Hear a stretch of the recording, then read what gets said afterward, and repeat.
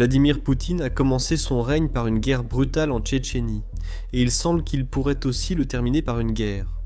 Razman Kadyrov, le chef de guerre qui a servi de marionnette à Poutine dans la région pendant des décennies, vient d'indiquer qu'il se prépare à abandonner le pouvoir. Un scénario cauchemardesque pour le Kremlin. Nous ne parlons pas seulement d'une démission. Nous parlons d'un immense vide de pouvoir dans une région encore dominée par d'anciennes vendettas et la violence mafieuse. Si Kadyrov part, la colle qui maintient le Caucase du Nord uni se dissout, et le moment ne pourrait pas être plus mal choisi. Alors que le système politique se fissure, l'économie russe entre officiellement dans une spirale mortelle, tandis que les Russes supplient Poutine de baisser les prix alimentaires. Seul le secteur des pompes funèbres affiche des bénéfices records ce trimestre. Alors, voyons comment la fédération commence à se fissurer de l'intérieur. Écoutez la nouvelle déclaration de Razman Kadyrov. Voici ses propos. C'est encore plus important. J'ai une question importante. Ramzan Akhmatovitch, comptez-vous vous présenter aux prochaines élections et quels changements prévoyez-vous pour notre région et le pays après celles-ci? Parce qu'elles ne se tiendront pas seulement chez nous. C'est une question sérieuse. J'irai aux élections si le président le propose et si le peuple soutient. Et donc, si tu me demandes, j'en ai déjà marre. Ce pouvoir est servir le peuple. Je pense que de nouvelles forces, de nouvelles personnes seraient plus intéressantes. Que les gens seraient plus intéressés et davantage. Il y aurait une amélioration dans cette situation. Il y en aurait s'il y avait d'autres personnes. Et donc nous, sur le chemin d'Ahmad Hadji, nous ne sommes pas au travail. Sur le travail qu'il n'y aurait pas de gens. Où que je sois, je suis un conseiller d'Ahmad Hadji. Depuis les premiers jours et jusqu'à la fin de mes jours, je suivrai cette voie. Le timing est intéressant car en mai 2025 des rapports ont indiqué que Kadyrov envisageait de démissionner. Mais ensuite, il a eu sa fameuse rencontre avec Vladimir Poutine. Et après cela, il a déclaré que Poutine avait rejeté sa démission. Et il semble que maintenant, les mêmes discussions soient revenues, moins de 6 mois plus tard. Il est désormais très probable que cela arrive à cause du vieillissement et de la santé déclinante de Kadyrov. Mais indépendamment de cela, c'est un énorme problème pour Poutine car le remplacer ne sera pas facile. Toute personne qui prend le pouvoir dans la région doit avoir une base de pouvoir indépendante à l'intérieur de la Tchétchénie, et ce n'est pas aussi courant qu'on pourrait le penser. Kadyrov a obtenu le pouvoir surtout grâce à son père, célèbre pour avoir signé l'accord de paix avec Poutine après la seconde guerre de Tchétchénie. Et depuis lors, la famille dirige en quelque sorte la région.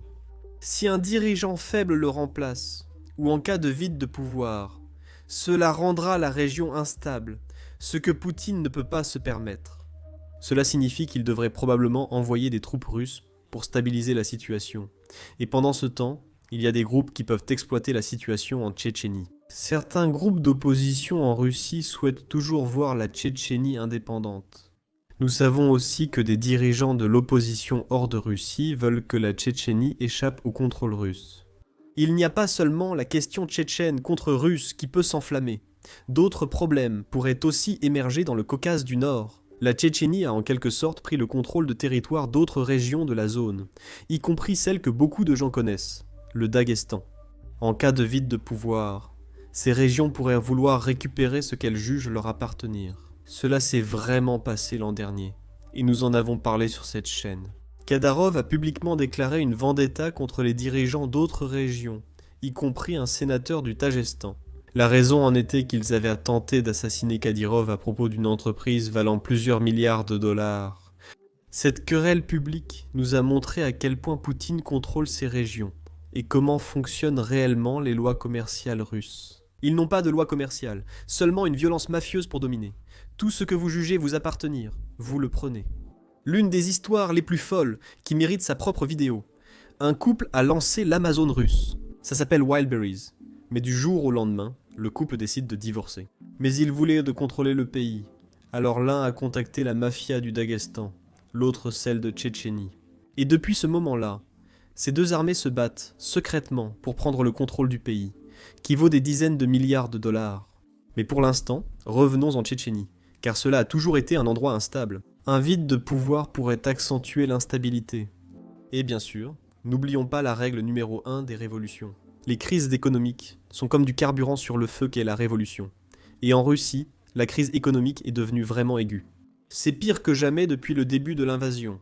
En Ukraine, les gens, et je parle des Russes, demandent publiquement à Poutine quand cette mauvaise passe économique prendra fin, quand l'inflation commencera à baisser et quand les impôts du gouvernement cesseront d'augmenter. Écoutez cette interview publique de Russes, dont le seul but était de poser une question à Poutine. Voici donc ce qu'il demande. Je ne suis pas contre la guerre, ces salauds nous ont attaqués. Mon fils est parti se battre volontairement, ça fait maintenant 4 ans qu'il se bat et j'en suis fière. Eh bien, tout est là, sauf l'argent. Comme d'habitude, il n'y a pas assez d'argent, sinon tout va bien, il y a de la nourriture. Je suis satisfaite de Poutine. Si possible, transmettez-lui mes salutations. Je doute qu'il soit utile de lui poser une question, car je sais qu'il ne répondra pas. Que lui demanderiez-vous à Poutine ? Je ne m'intéresse pas à cette personne. Ah, tu n'es pas intéressé, d'accord.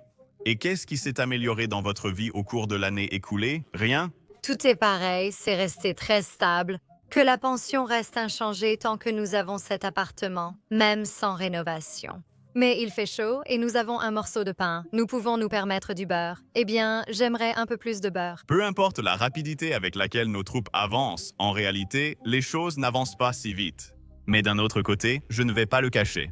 Je soutiens notre politique, la politique de notre gouvernement et Vladimir Poutine personnellement. Je suis fier de lui. Il se comporte d'une manière qui ne suscite que de la fierté. Mais cette question me tracasse encore. Qu'est-ce qui vient après ? Ça ne peut pas durer 100 ans. Les égouts et le gaz, c'est la seule chose qu'on n'a pas. C'est ce dont j'aimerais parler, mais je ne suis pas sûre. Sinon, tout va globalement bien, mais il y a encore des problèmes avec les égouts.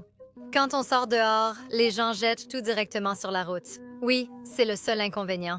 Ce serait bien de résoudre enfin ce problème. J'aimerais en parler, mais je ne suis pas sûre. Je crois que tout avance dans la bonne direction. Si quelqu'un n'est pas satisfait, ce sont les attentes des gens. Il faut vivre sans attente. À reprocher. L'immense file d'attente de militaires qui n'ont pas leur propre logement, plus de 47 000 personnes, avec leurs familles. Nous souhaitons que les choses continuent ainsi. Jusqu'à quand ? Avec point d'interrogation. Il comprendra. La vie est plus joyeuse. Bien sûr, il reste important de savoir quand l'opération militaire spéciale finira. C'est très long, on la compare déjà à la Grande Guerre patriotique. Quand tout ira-t-il bien? C'est partout pareil dans le pays. Nous regardons l'émission. Vladimir Vladimirovitch s'en sort bien. Un autre signe de la difficulté du gouvernement russe, c'est que des bénévoles russes célèbrent maintenant publiquement le fait d'avoir récolté assez d'argent pour acheter un camion entier de sacs mortuaires. Un secteur en tire grand profit, contre toute attente. Regardez ce reportage, des milliards pour les cercueils. Les revenus des principales entreprises funéraires russes ont fortement augmenté après des pertes records en Ukraine. Nous comparons uniquement les revenus de 2024 et 2025, il ne s'agit donc pas d'une comparaison sur plusieurs années. Cependant, les 5 principales entreprises funéraires russes ont gagné près de 25 fois plus d'argent, rien qu'en 2024. Cela éclaire davantage le taux de mortalité des Russes au front. Plus de Russes meurent, plus ces entreprises funéraires profitent. Je suis presque certain qu'un complexe funéraire militaire émergera bientôt en Russie, incitant à davantage de guerres. À l'opposé, les Russes ordinaires peinent à s'en sortir. Et Vladimir Poutine le sait lui-même, car lors de sa plus récente conférence de fin d'année, où il fait habituellement des questions-réponses avec des Russes ordinaires, le sujet le plus courant était l'inflation et le coût de la vie. En voici un exemple auquel Vladimir Poutine a réellement répondu. On lui a demandé pourquoi les prix montaient en flèche. On lui a demandé « Pourquoi tout est-il aussi cher ? Regardez ».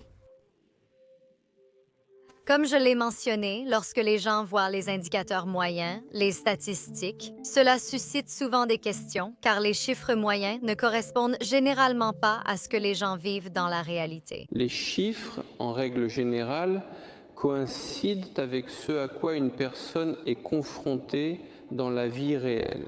Par exemple, nous disons que l'inflation va diminuer jusqu'à environ 5 ou 8, ce qui laisse entendre que les prix vont baisser.